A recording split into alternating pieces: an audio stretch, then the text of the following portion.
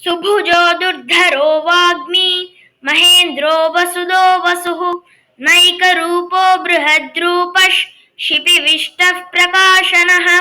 ఓం సుభుజాయ నమః. ఓం దుర్ధరాయ నమః. ఓం వాగ్మినే నమః. ఓం మహేంద్రాయ నమః. ఓం వసుదాయ నమః. ఓం వసవే నమః. ఓం నైకరూపాయ నమః.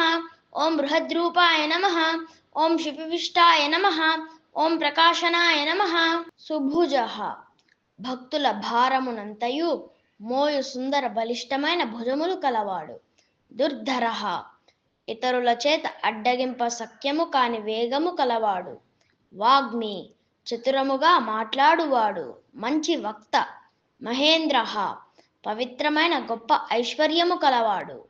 వసుధః ధనమునిచ్చువాడు. వసుః భక్తులకు తానే ధనమైన వాడు.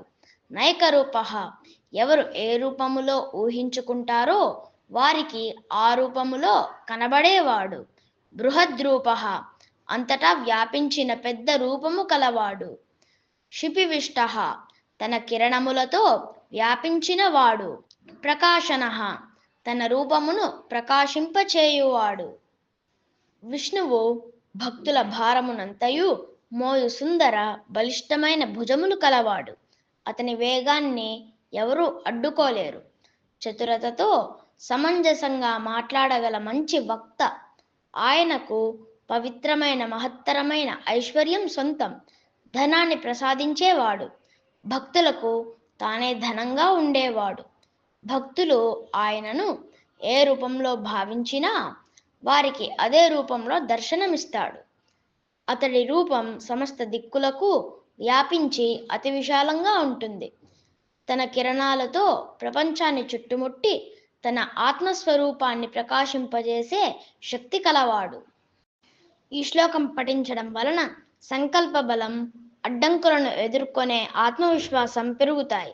వాక్పటుత్వం పెరుగుతుంది. సుభుజో దుర్ధరో వాగ్మి మహేంద్రో వసుదో వసుః నైకరూపో బృహద్రూపః శిపివిష్టః ప్రకాశనః.